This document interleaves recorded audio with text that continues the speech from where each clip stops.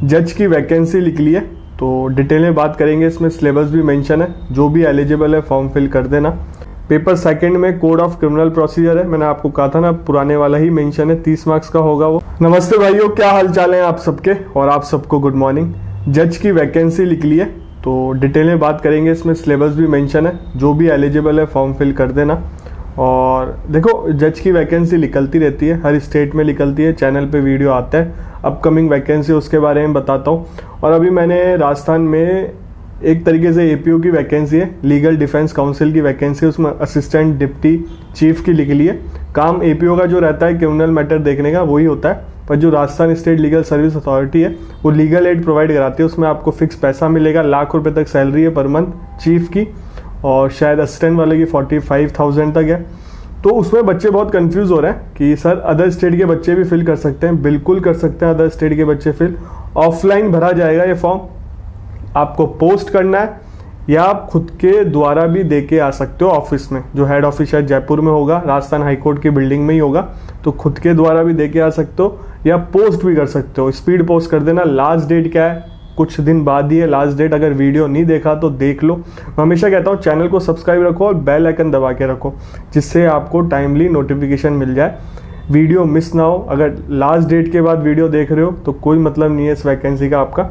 और हिमाचल प्रदेश में भी वैकेंसी आने वाली है, 21 वैकेंसी, मैंने उसकी अपडेट दी है आपको। और उसका सिलेबस भी मतलब आरजे जैसा ही है, जीके नहीं आती। 2-4 लोकल लॉ हैं हिमाचल प्रदेश के, बाकी सेम है सिलेबस। और देखो, इसमें भी पुराने लॉ आ रहे हैं। ये वैकेंसी नए लॉ इंप्लीमेंट होने के बाद लिख ली है जज की, इसमें भी पुराने लॉ आ रहे हैं। डिस्ट्रिक्ट जज की राजस्थान में वैकेंसी लिख ली थी एडीजे की, उसमें भी पुराने लॉ आ रहे हैं, जितना मुझे याद है जहाँ तक है। और बहुत सारी जगह भी कुछ वैकेंसी लिख ली है, उसमें पुराने लॉ आ रहे हैं। तो आप उम्मीद ये कर सकते हो कि पुराने लॉ मतलब दोनों आपको लेके चलना है। आप ऐसा नहीं कि आप छोड़ दो पुराने लॉ।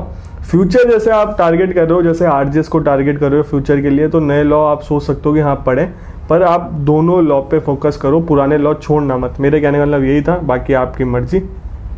अब बात करते हैं इस वैकेंसी के बारे में। वैकेंसी कहाँ लिख ली है बाकी और बाद में बात करेंगे। ये हाई कोर्ट ऑफ कलकत्ता में लिख ली है, उड़ीसा में, ठीक है।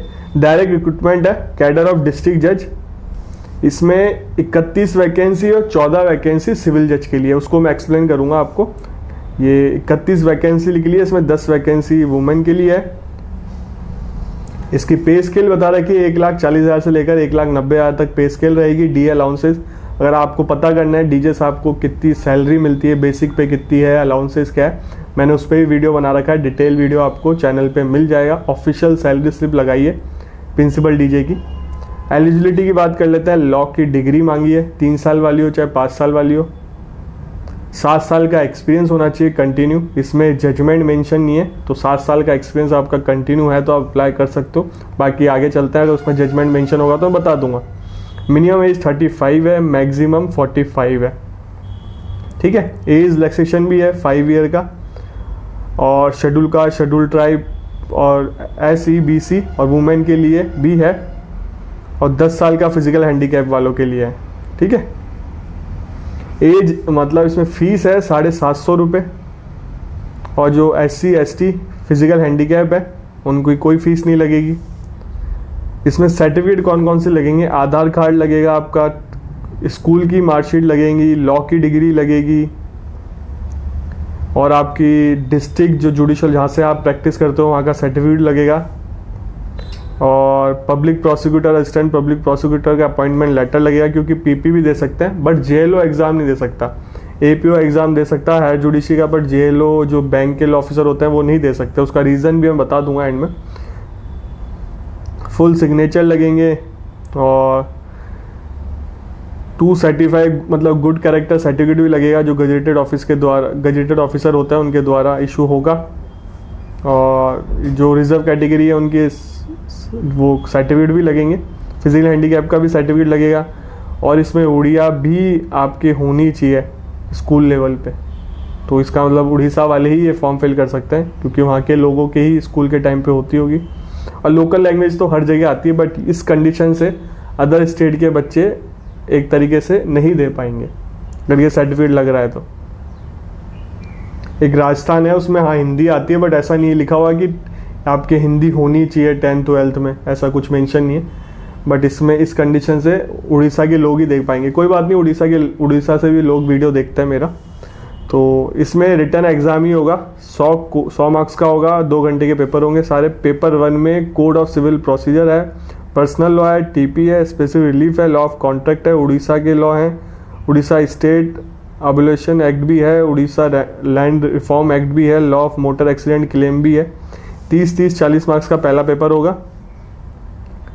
पहले पेपर में 3 पेपर हैं, इसमें 30 और 40 मार्क्स का है, ठीक है। पेपर सेकंड में कोड ऑफ क्रिमिनल प्रोसीजर है, मैंने आपको कहा था ना, पुराने वाला ही मेंशन है, 30 मार्क्स का होगा वो।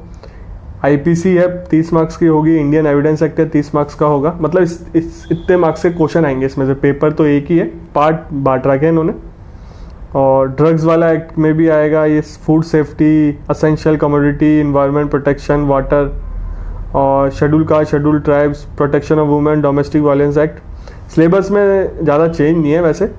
अगर ये उड़िया वाली कंडीशन नहीं होती, वहाँ की लैंग्वेज वाली कंडीशन नहीं होती, तो राजस्थान से भी लोग भर सकते हैं फॉर्म को। और इसमें जनरल इंग्लिश में उड़िया से इंग्लिश मतलब ट्रांसलेशन होगा, ठीक है, ऐसे भी लिखना पड़ेगा आपको। इंटरव्यू होगा 100 मार्क्स का।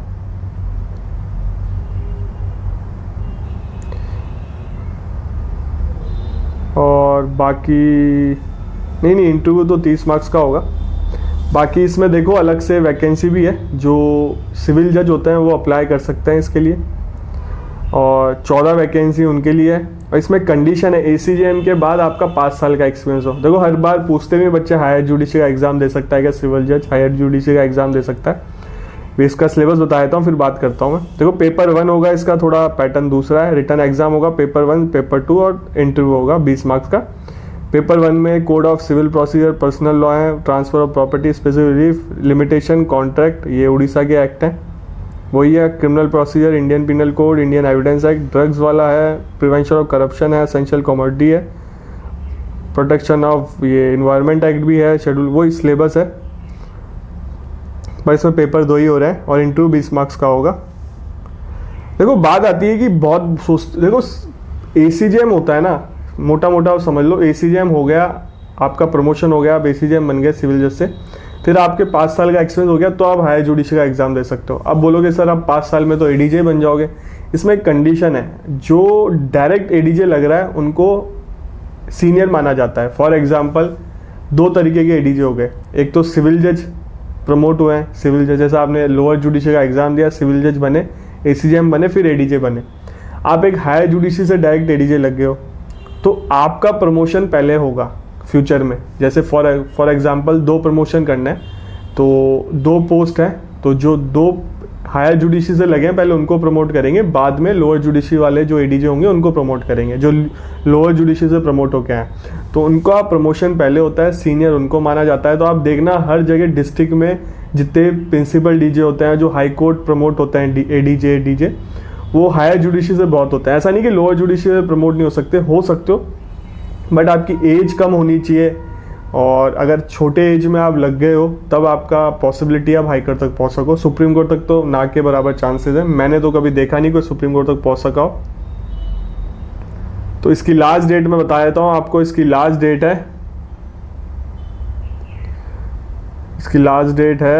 कहाँ गई इसकी लास्ट डेट, हाँ देखो इसकी लास्ट डेट है 2/8/2024 से चालू है, 16/8/2024 की लास्ट डेट है, ठीक है।